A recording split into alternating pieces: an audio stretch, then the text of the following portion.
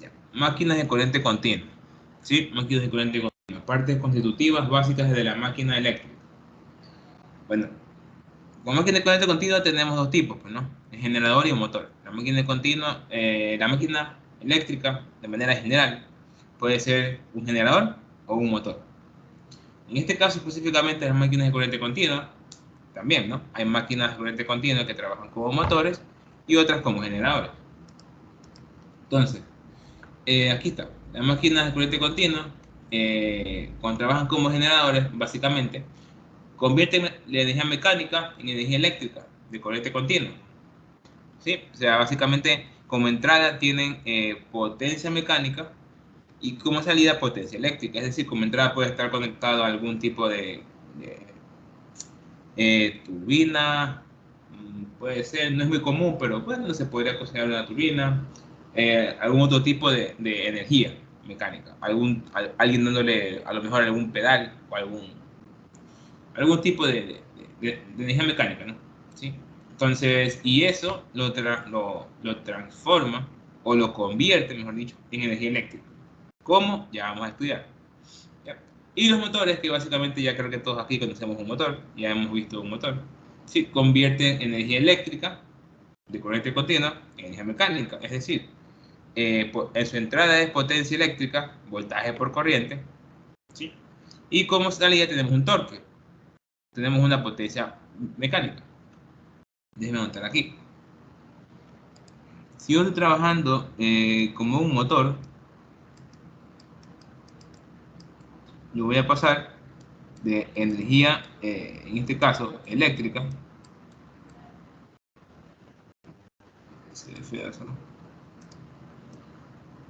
mejor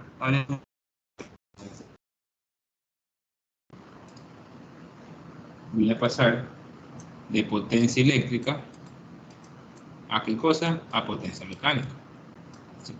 Donde potencia eléctrica tenemos, bueno, potencia eléctrica sería voltaje por corriente. Y la potencia mecánica, recordemos que el torque es igual a la potencia, ¿sí?, dividido por la velocidad. Entonces, la potencia va a ser igual al torque por la velocidad. Entonces, yo voy a pasar de este tipo de energía eléctrica, esto es un generador, pero no es un motor, está bien, un motor, sí, un motor. ¿Sí? Y pasamos a potencia mecánica. ¿Sí? Eso es en el caso del motor. En un generador ocurre lo contrario. ¿Sí? En un generador yo paso de potencia mecánica, ya que este torque que yo coloqué aquí es igual a la potencia mecánica sobre la velocidad. El torque de aquí es un torque que yo voy a darle a la máquina. Es un torque proporcional a la máquina, que alguien le da. O a algún agente externo le da. ¿Ya? Y bueno, yo tengo potencia mecánica. Yo paso de potencia mecánica a potencia eléctrica. ¿Sí? Potencia eléctrica, esto está relacionado con voltaje y corriente. Entonces, de esa manera, pues tenemos las máquinas eléctricas de manera general. Y igualmente de manera continua. ¿Sí? Corriente continua. Tenemos tanto como generador como motor. ¿Hasta ahí? ¿Alguna pregunta?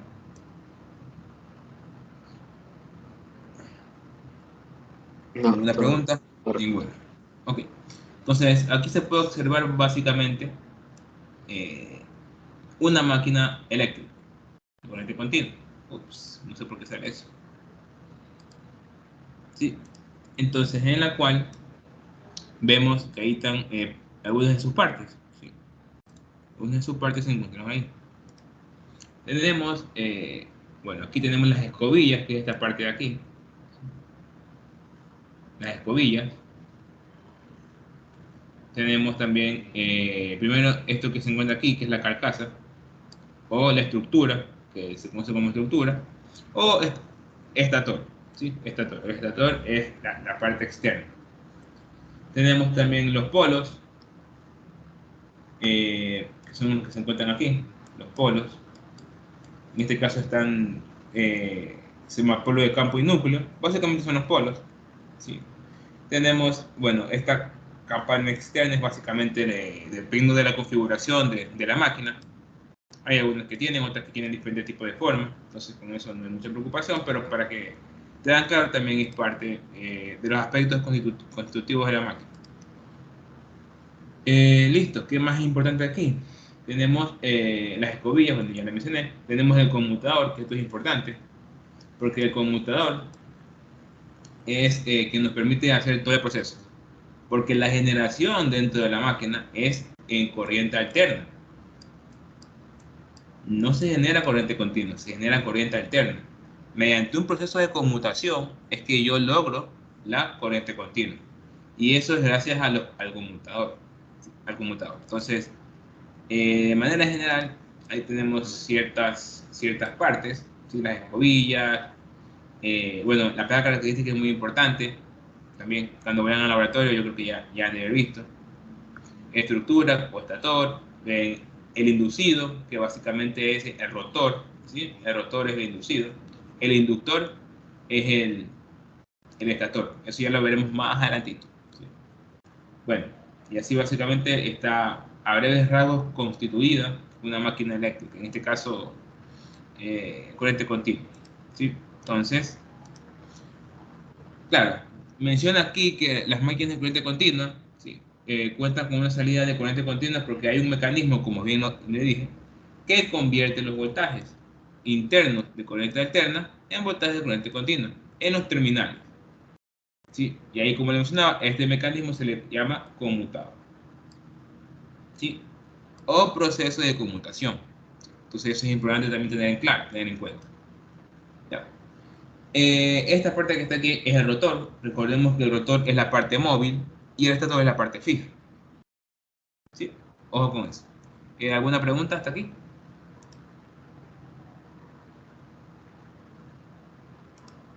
¿No? No. Aquí tenemos mejor. Esta imagen creo que Todo. presenta mucho mejor. ¿Sí? Sí. Esta imagen se ve mucho mejor y representa de mejor manera. Ya. Entonces, ¿qué tenemos acá? Tenemos partes importantes. Estator, como les mencionaba. Estator es este que se encuentra aquí. Todo esto que está aquí es estator. Es la parte fija de la máquina, ¿sí? Esta parte no se mueve, es estática. Rotor es la pieza móvil. Estator, aquí le voy a colocar estator o inductor. Es el que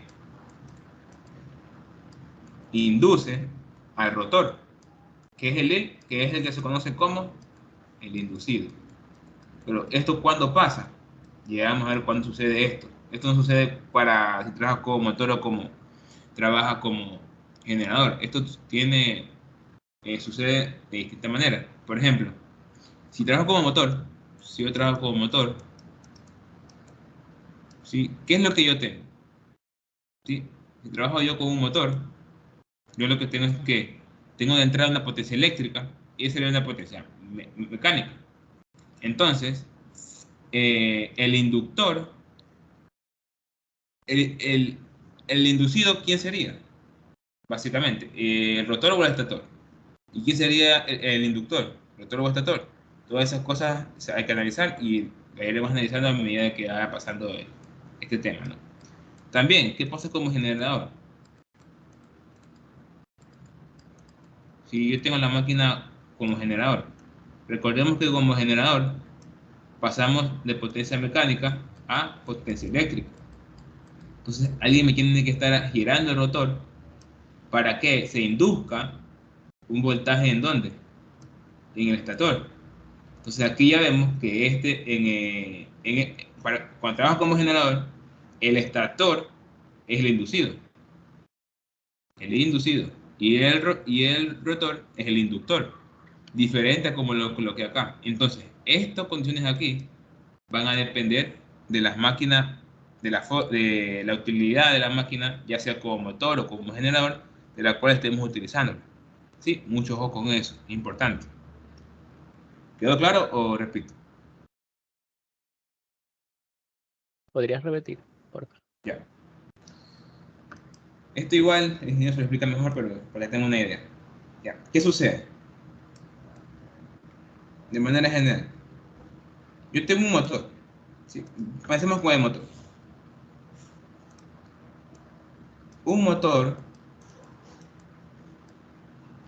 si por ejemplo, si este fuese un motor, ¿sí? Yo tengo estos dos terminales y yo los conecto a la energía eléctrica. ¿Sí? Entonces yo tengo como entrada una potencia eléctrica y como salida en su eje yo voy a conectar ¿qué cosa? Una carga.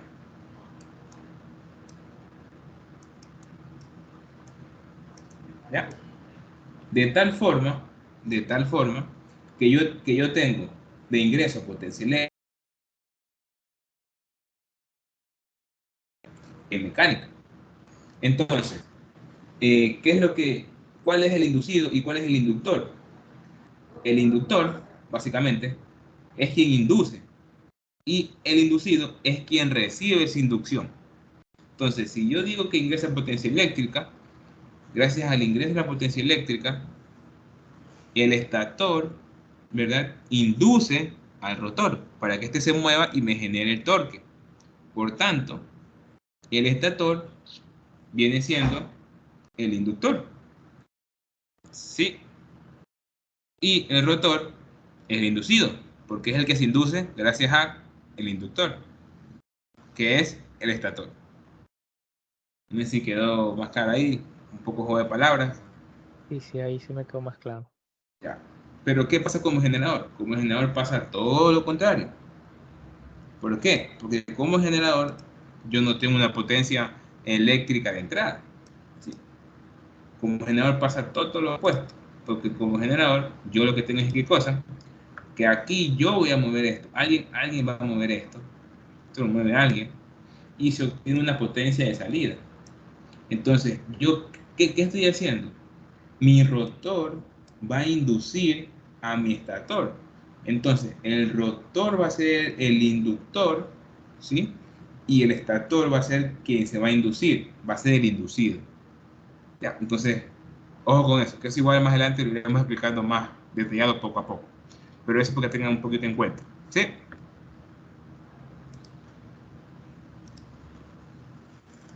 Listo, con esta parte. Por eso que aquí no se especifica cuál es inductor y cuál, porque esto cambia, ¿no? Dependiendo del tipo de máquina en la que estemos. Esto cambia. Pero de manera general ya entienden un poquito el concepto. Mayormente las aplicaciones para estas máquinas eléctricas de corriente continua son motores. No se ven mucho como generadores, más bien se ven como motores. Entonces, lo más seguro es que trabajemos como motores. Listo, entonces ¿en qué estábamos? Sí, estábamos en qué. Este es estator, esto es rotor. ¿Qué es armadura? Es el bobinado de rotor, el bobinado que se encuentra en el rotor. Entonces, esa es la armadura. ¿Y cuál es el campo? El campo es el bobinado que se encuentra en el rotor. El bobinado de armadura es el bobinado que se encuentra en el rotor, porque si bien no recuerda, aquí creo que lo muestra. Lo muestra aquí. Ya. El rotor básicamente está bobinado, pues, claro, está bobinado con unas bobinas, con unas espiras, un número n de espiras. Entonces, ese bobinado que está ahí, o ese bobinado que está ahí, representa el bobinado del rotor o armadura. El bobinado del estator se va a llamar el bobinado de campo. ¿Sí? Ojo con eso. Que también cositas que iremos viendo más adelante poco a poco. Ya. Entonces, ¿qué es el conmutador? El conmutador es quien mantiene el sentido de voltaje, que son estos que están aquí. ¿Sí? Sí, son los que están aquí. Estos, gracias a eso, gracias a estos que están ahí, gracias a ellos, es gracias que pasamos de corriente alterna a corriente continua, como lo mencioné en la diapositiva anterior. ¿Sí? Y las escobillas son estas que se encuentran aquí. ¿Sí? Muchas veces se suele confundir el conmutador con las escobillas. El conmutador suelen ser estos que están encerrados ahí, pero para no equivocarnos, ¿sí?, no equivocarnos, vamos a señalar el conmutador, vamos a señalar mejor en vez de conmutador el proceso de conmutación. El proceso de conmutación es toda esta parte de acá, ¿sí? Y las escobillas, es esta parte de aquí, mejor dicho. ¿Sí? Hagamos esa similitud. ¿Sí? Sí, hagamos una similitud ahí. Entonces, las escobillas son esta parte de aquí. Y el conmutador o proceso de conmutación va a ser todo esto en conjunto. Luego iremos viendo paso a paso que es más específicamente cada cosa, pero ahorita estamos en aspectos generales, entonces me interesa que entiendan que básicamente gracias a que tenemos la conversión a corriente continua. ¿Sí? Y fíjense que las escobillas es un material semiconductor que se encuentra en constante fricción, que se encuentra básicamente aquí, ¿no? Aquí hay una constante fricción. No sé si alguna vez han escuchado que tienen algún taladro y se les acabó los carbones al taladro, o se les acabó los carbones a la licuadora, o se les acabó los Sí, carbones a... Ya. los motores, los rotores. Esos carbones básicamente son escobillas, ¿sí? Que lo que hacen es estar en contacto y mediante las escobillas y ese conmutador lo que hace es rectificar, por así decir, el voltaje. Ya, rectifica ese voltaje alterno haciéndolo continuo. Entonces, esos carbones se van gastando a medida que va girando esta parte. Entonces, eso se desgasta. Y ahí ya se puede observar que esta máquina demanda mantenimiento. Si tengo tiempo de día, que por aquí yo tengo un motor donde se ven las escobillas, tengo el rotor, básicamente. Por aquí se los muestro, pero esperemos que me dé el tiempo. Entonces, bueno, eso con las escobillas, y hasta entonces estas son las partes más importantes o las partes principales, mejor dicho, de la máquina de corriente continua. ¿Hasta aquí alguna pregunta? ¿Duda? Disculpa, ¿la armadura cuál era? La armadura es el devanado que se encuentra en el rotor. Es que lo que Ah, pasa es que ya. esta imagen no lo muestra bien, pero esto que está aquí está devanado con unas espiras. Ya lo veremos en una mejor foto, ahí se lo mostraré. Pero obviamente ese devanado que está ahí representa la armadura. Ya. Sí. Listo. Entonces, una vez explicado eso, algo aquí muy importante que no le explica es esto que se encuentra aquí. Esta distancia que hay entre esta parte, que ya voy a explicar cómo se llama, y esta parte de acá. ¿Cómo creen que se llama esto? ¿Sí? Bueno, esta distancia entre esta parte que voy a explicar cómo se llama y el rotor, básicamente, se llama entrehierro. Este es el entrehierro de la máquina. Entrehierro.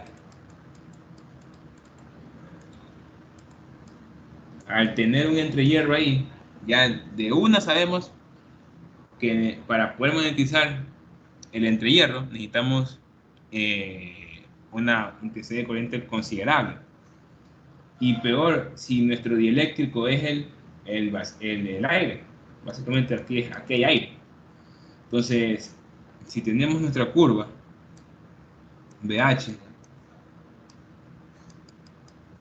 y tenemos aire, entonces vamos a tener que llevar una buena magnetización para poder magnetizar y que aquí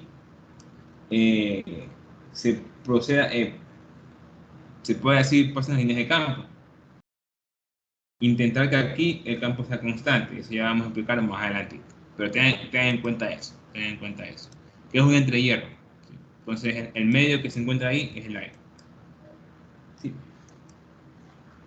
Que creo que lo vamos a ver en la siguiente diapositiva. Entonces, entrehierro. Distribución del campo magnético dentro del entrehierro.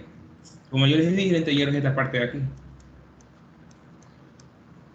Y bueno, pues aquí tenemos la forma más sencilla o la forma más vulgar, por así decir, de una máquina de corriente continua. Vemos aquí un norte y un sur que simbolizan nuestra fuente de campo magnético. Pero, ¿cómo se llama esta parte de aquí? Esto tiene un nombre especial. Esto se llama cara polar norte, y la acá se llama cara polar sur. Cara polar norte, cara polar sur. Sí, este espacio que está aquí se llama interpolo. Es el espacio, por así decir, entre el polo norte y el polo sur. Interpolo.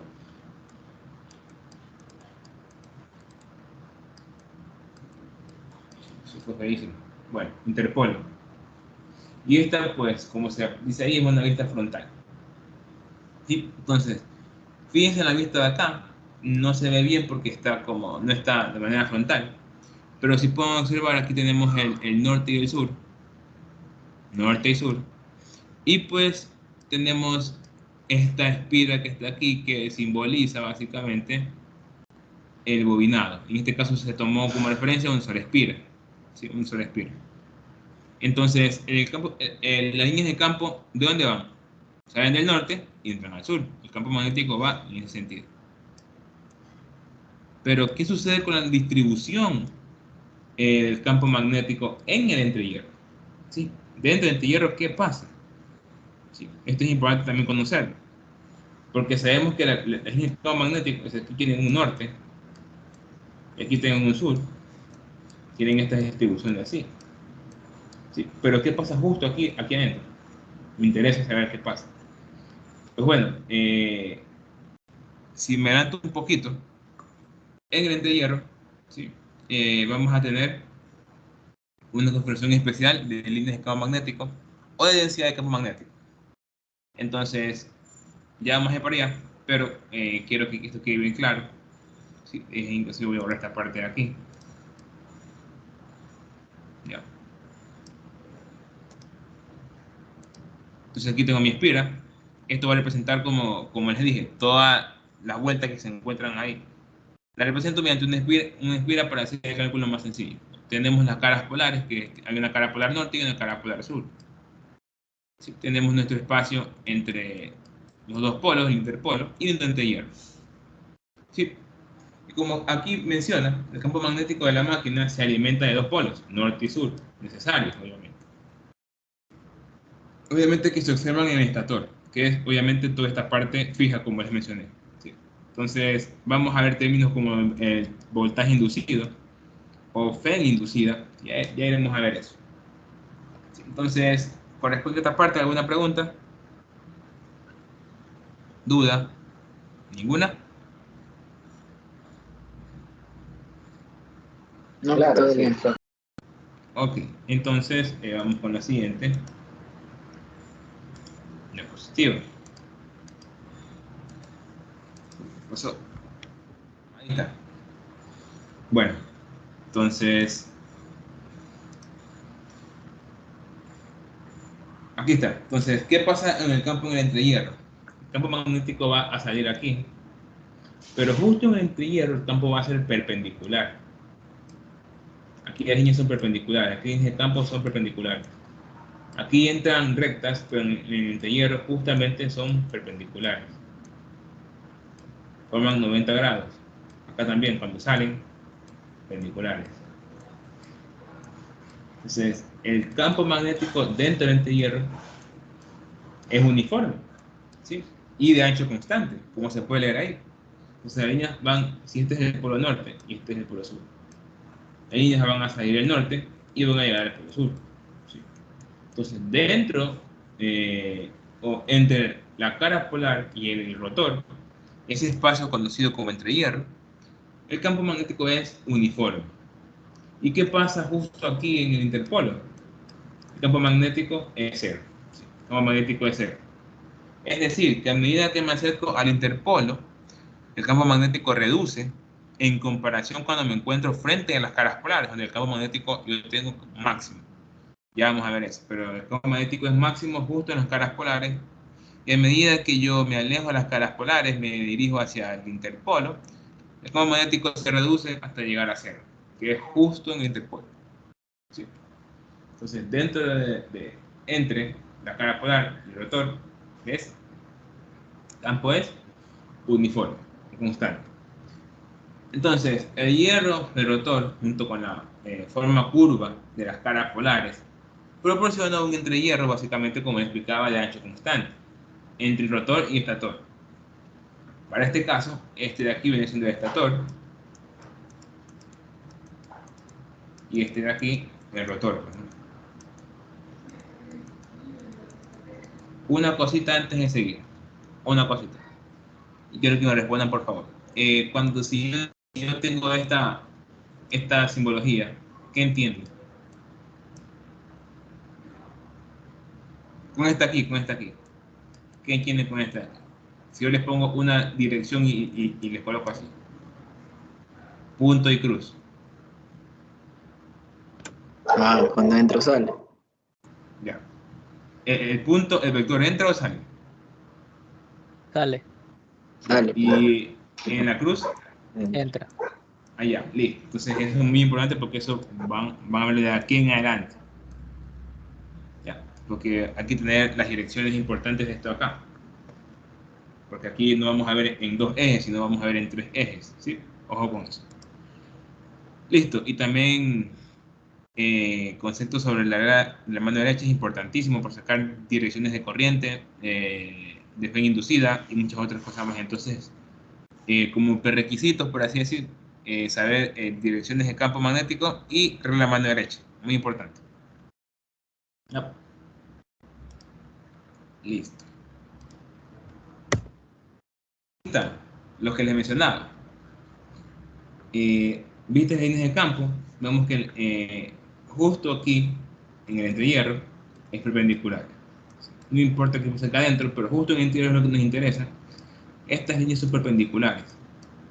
Son perpendiculares.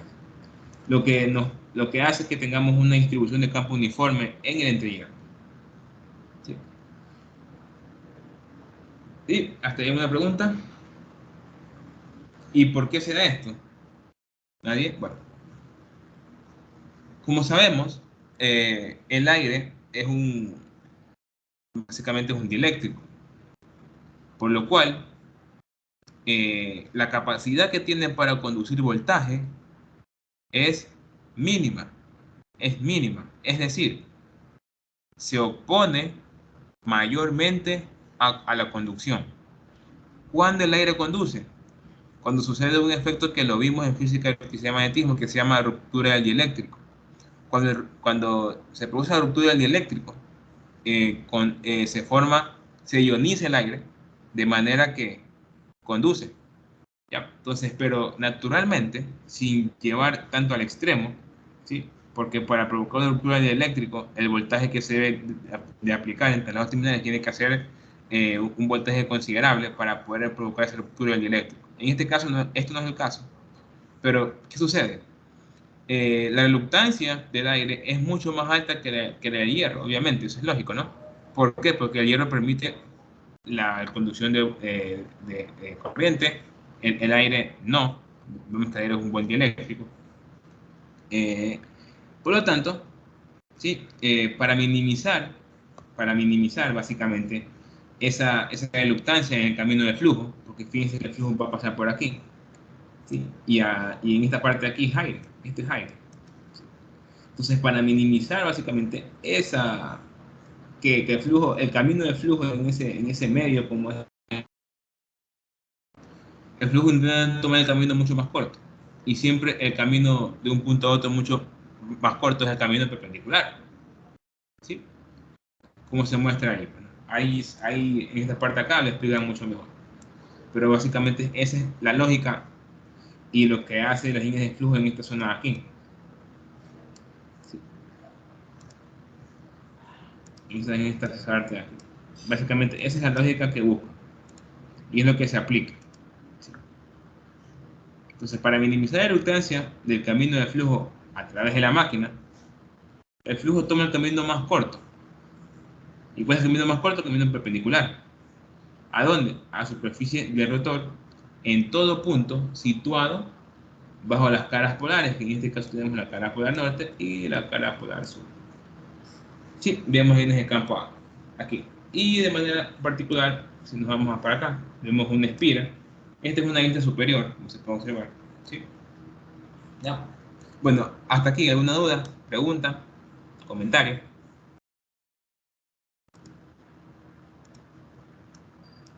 ¿No? ¿Ninguno?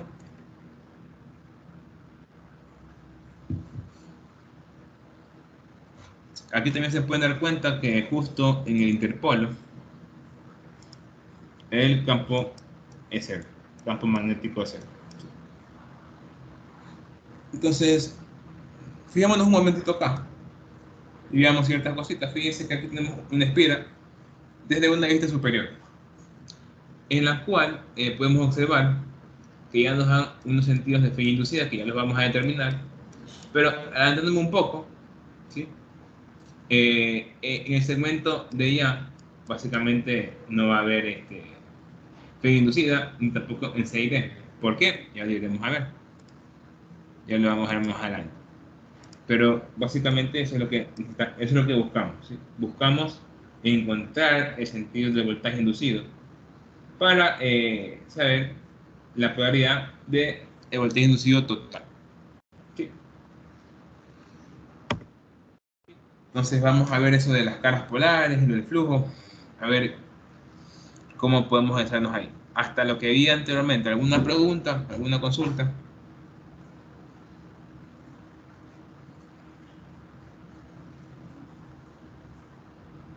Por mi parte, no. Listo, entonces, ¿qué pasa con una máquina bipolar? Al decir bipolar, es decir que tiene dos polos, ¿sí? Porque un polo es norte y sur, bipolar, dos polos. Entonces, fíjense que aquí inclusive han exagerado, mejor dicho, disculpen, el interpolo, lo han hecho muy grande. En la práctica esto es pequeñito, o sea, se busca siempre dentro de un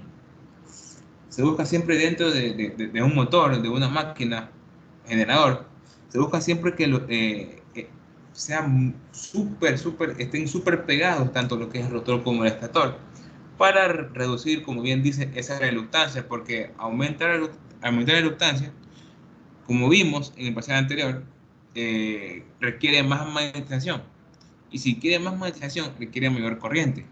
Y si demanda mayor corriente, y el bobinado no está configurado para esa corriente, entonces básicamente va a provocar pérdidas en el bobinado, que es lo que no queremos, y bueno, muchas otras cosas más que ya las conocen. Entonces, bueno, máquina bipolar. Listo, aquí se puede observar básicamente el norte y el sur. ¿Sí? Aquí están los sentidos que yo les decía. Por aquí está entrando, no sé cómo dibujarlo. Está entrando por aquí y por acá saliendo. ¿Sí? Por aquí entra y por acá sale. Y estas son varias espiras que se encuentran colocadas de esa manera. ¿Sí? Colocadas de esa manera. Entonces, listo, norte y sur. Ahora bien, esto se da siempre y cuando la máquina trabaje en vacío, ¿sí? Porque solamente actúa la excitación de los polos. Entonces, en esta forma obtenemos una distribución de campo magnético en el hierro máxima y constante, siempre y cuando estemos en vacío. Eso es lógico, en vacío vamos a tener condiciones, vamos a tener las óptimas condiciones. ¿Por qué? Vamos a llegar a voltajes nominales, en este caso. Claro que sí. Listo. Entonces, como dije, ¿no?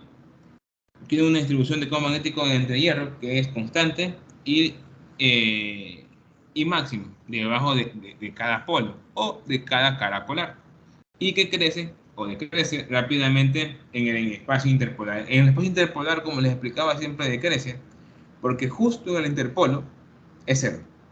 Entonces va decreciendo. ¿Ya? Entonces, bueno, tenemos esta parte de acá. Vemos esta curva campo versus alfa, que es el alfa, es el ángulo al que va girando. El ángulo al que va rotando, por así decirlo, dejémoslo así. A medida que vamos avanzando dentro del rotor. Básicamente alfa es un ángulo. Esto se llama desplazamiento angular. Esto, desplazamiento angular. Exactamente. Alfa es el desplazamiento angular. ¿Sí? Frases, palabras que tienen que recordar bastante.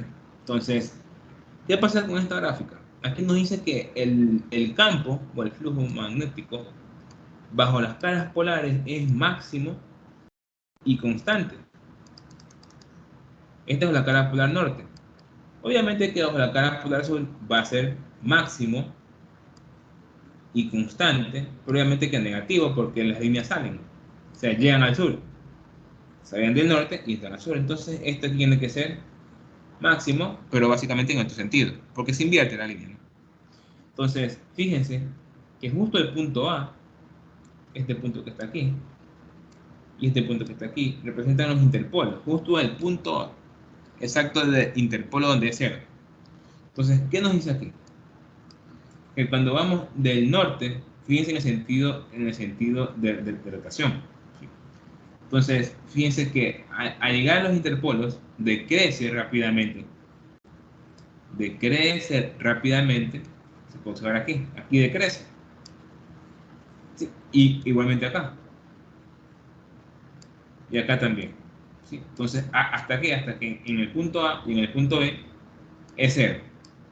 Esta gráfica básicamente es de un rotor. Es como que tienen un rotor y lo que hicieron fue abrirlo por la mitad. O sea, lo abren y como que lo ponen como un rectángulo. O sea, básicamente este punto B está conectado al de acá, en círculo. Y forman el rotor. Pero para analizar, básicamente lo que estamos analizando, lo que hacen es abrir el rotor básicamente. ¿Sí? Entonces aquí se sacan este tipo de conclusiones. Se puede ver como en la cara polar norte es máximo y constante, igual en la cara polar sur, máximo y constante. Justo en A y en B, que son los interpolos, donde justamente estamos en el centro de interpolo, es 0. Sí, y a medida que llegamos al interpolo, por ejemplo, si estamos en la cara norte y vamos a llegar hacia A, el interpolo va decreciendo hasta llegar a 0.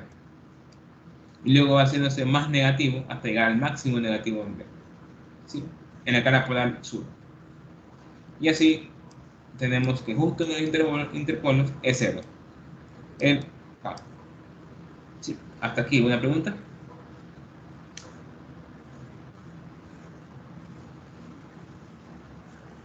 ¿Una pregunta? Bueno, continuamos. Bueno, voltaje inducido en una espiral. ¿Sí?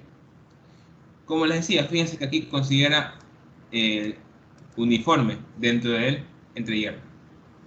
Entonces, ¿qué vamos a hacer aquí? Déjenme ver que tengo la siguiente diapositiva.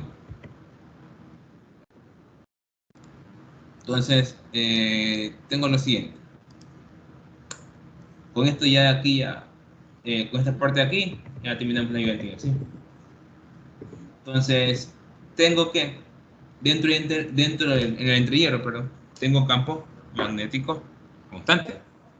Y pues aquí tengo mis dos polos, polo norte y polo sur. El campo magnético va de norte a sur, por tanto, para este lado de aquí, si yo considero esta de aquí un terminal y esta de acá un terminal, tendría que ese terminal tiene campo magnético en qué sentido, B. El de acá también en ese sentido. Si mi sentido de giro es hacia acá, o sea que hacia allá rota, en este caso el rotor, pues, ¿no? Entonces tengo velocidades tangenciales aquí, o velocidad lineal aquí, velocidad tangencial aquí, velocidad tangencial acá, velocidad tangencial acá. Aquí, justo aquí, tengo esta velocidad tangencial en este sentido. De acá es hacia arriba, pues, ¿no? Aquí me he equivocado para el sentido. Me equivoqué. Esto va hacia abajo y aquí va hacia arriba, ¿no? Entonces tengo la velocidad y tengo el campo. ¿Qué puedo hallar? La fe. Pero ¿cómo lo vamos a hacer? Ya lo vamos a explicar. Entonces, como yo les decía, siempre ten en cuenta que cuando tenemos punto, que el vector sale, y cuando tenemos cruz, que existe el vector entra. Ojo con esa parte de ahí. Y también ojo con la mano derecha. Va a ser muy utilizada. Muy utilizada. Entonces, cuando tengamos nosotros los polos ubicados de esta manera, norte-sur, y tengamos este sentido de giro, vamos a tener en estos terminales aquí, por ejemplo, déjame mover esta parte aquí, vamos a tener aquí, o sea, voltaje inducido, con unos terminales aquí, supongamos, positivo y negativo. Pero si yo varío, o yo cambio, en este caso, los polos, o sea, aquí pongo sur y acá pongo norte, esta señal inducida también va a cambiar de sentido. ¿Sí? Y si yo, en cambio, varío la velocidad, es decir, perdón, varío giro, el sentido de giro, lo tomo hacia el otro lado, entonces también va a variar esta señal inducida. Pero si yo varío tanto la velocidad como los polos, este voltaje inducido va a quedar igual. ¿Sí? Eso básicamente porque ya más adelante pues, tenemos la aplicación de dos efectos contrarios y pues la aplicación de efectos contrarios básicamente me lleva al efecto inicial.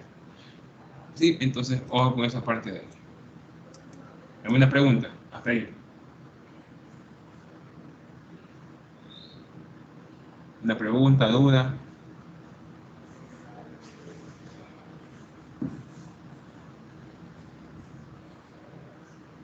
¿No? ¿Ninguna? Bueno, voy a seguir. Bueno, puedes seguir representando la diapositiva anterior. Claro, dice, si el rotor gira, básicamente, necesitamos que gire. ¿Para qué? Para que se produzca o para que se induzca un voltaje en la espira del alambre. ¿Sí? Entonces, si la espira del alambre se muestra como está ahí, que es una espira rectangular del lado L, muy importante rectangular del lado L, ¿sí? Sus lados AB, que son estos lados que están acá, y sus lados CD son perpendiculares al plano de la página, y sus lados BC y BA son paralelos al plano de la página. ¿Y esto por qué nos interesa? Porque, como les mencionaba, solamente ciertas partes de esta espira las consideramos para el cálculo y las otras no, porque son cero. ¿Y por qué son cero? Ya vamos a ver. Entonces, si básicamente hacemos el análisis para esos lados que nos menciona ahí, ¿sí? Pero ¿con qué hacemos ese análisis? Ya más adelantito, con esta expresión de acá. ¿Sí? Fijémonos aquí. Bueno, aquí ya me adelanté y puse la conclusión, pero bueno. Voltaje inducido que nos dice es el producto cruz, es B cruz B, producto punto de longitud. ¿Sí? Estos son vectores, ¿no? Entonces, si yo tengo aquí mi norte, y acá tengo mi sur, ¿ya? Tengo que velocidad para el sentido de acá, entonces aquí yo tengo una velocidad en este sentido, velocidad. Voy a tener un campo en este sentido, campo B. ¿Sí? Estoy justamente en el segmento CD. Listo, entonces, si yo hago producto cruz, B cruz B, ¿cuánto me da eso? ¿O hasta qué dirección me da? Pongo mi dedo en dirección de B y lo cierro hacia B. Me da un vector, en este caso, punto. O sea, saliente de la pantalla. Me da en dirección hacia mí. ¿Sí? ¿Confirman eso? ¿Sí les da? Sí. Entonces, bueno, de manera matemática, ¿qué es lo que tengo? Voltaje inducido es igual a B cruz B. Y eso producto punto L. En mi vector B, si tomamos, bueno, el eje X, Y, Z, ¿sí? X, Y, Z, vemos que el vector B se dirige hacia la dirección, vamos a tomar un plano así.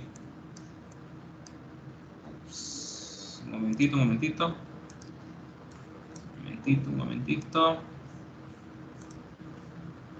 Vamos a tomar un plano así. ¿Sí? Donde aquí tenemos el eje X y el eje Y. Entonces, hacia menos Y. Entonces sería B a un vector en menos J. Y eso es producto cruz con el vector B, que sería la magnitud de B con un vector en sentido Y. No sé por qué me hace. Ya. El producto cruz entre estos dos vectores es básicamente entre I y J. O sea, tengo el producto cruz entre vectores perpendiculares, básicamente es 1, porque se da su magnitud, y como son unitarios, es 1 por 1, 1, y por el coseno de 90, en este caso es menos 90. Entonces aquí me da el signo negativo. ¿Sí? Pero estamos considerando positivo hacia afuera de la página. ¿Sí? Por tanto, nuestra magnitud está bien, pero básicamente el sentido es hacia nosotros. Entonces aquí básicamente se va a multiplicar por L y tenemos B por L. Y el sentido, bueno, lo definimos acá. Acá se encuentra definido el sentido. ¿Sí? Si lo vemos desde arriba, vemos esta parte de acá. ¿Sí? Y lo mismo hacemos para el segmento BA. Hacia acá nos queda. ¿Por qué? Porque tenemos el campo hacia este sentido. No sé por qué me salen esas líneas. Y la velocidad hacia arriba. Entonces, si ustedes hacen B cruz B, esta velocidad, hacia arriba, entonces hacia la derecha, les queda hacia adentro de la página. Les queda cruz. ¿Sí? De esa manera, tenemos esos sentidos que son importantes y vamos a trabajarlo durante toda esta parte. ¿Sí? Hacia adentro, como se puede observar acá. Y pues ya al tener los sentidos, entendemos el sentido de la FEN. ¿Sí? Vemos que en este caso la FEN va hacia abajo y acá hacia arriba. Entonces tenemos asociada aquí una corriente en este sentido. Como se puede observar ahí, una corriente ahí. ¿Sí? Entonces aquí será el positivo y aquí el negativo. Si yo cambio de rotación, ya no gira hacia la derecha, sino hacia la izquierda, este sentido me cambia. Y si aparte que yo cambio de rotación, cambia los polos, o sea, hago esos dos efectos, ¿cómo creen que quedaría la FEN total? Pregunta. Si yo cambio aparte de cambio de rotación, cambio los polos, ¿cómo queda la FEN total? ¿Con el mismo sentido o cambio de sentido?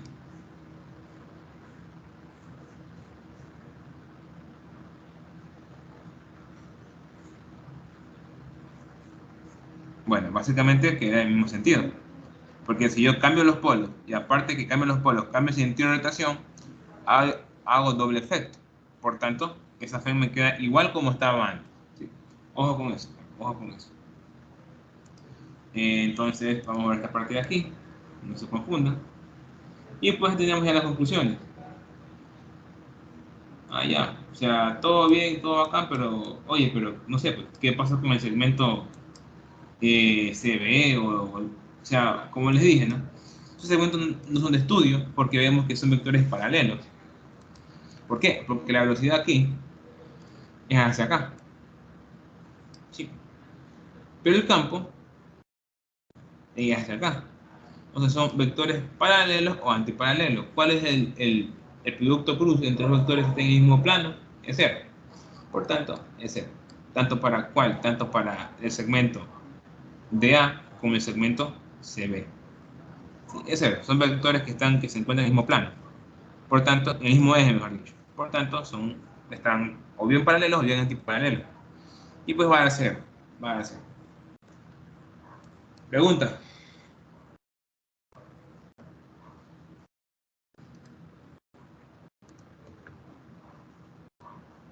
Entonces aquí tenemos para el segmento BA, el segmento DC. Sí, aquí nos falta un segmento que es el segmento DA, pues sabemos que es 0. ¿No?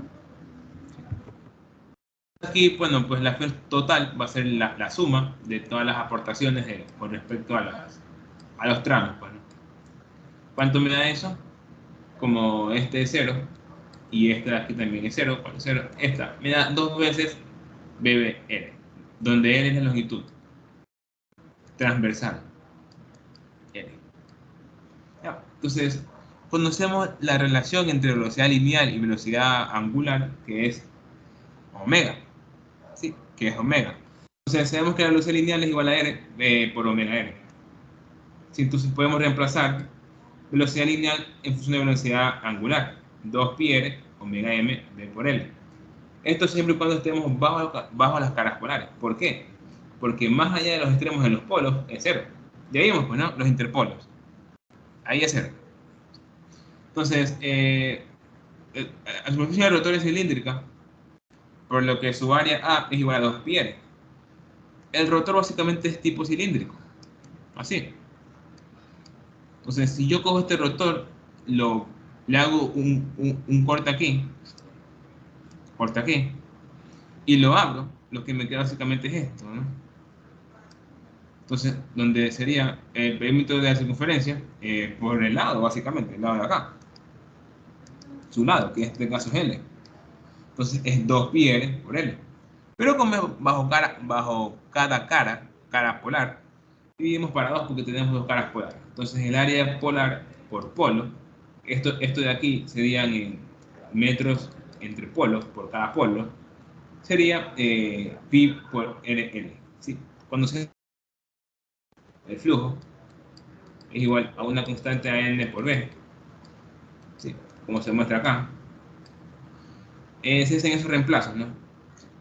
Despejamos de aquí b para dejar en función de flujo y reemplazamos el área por 2πr.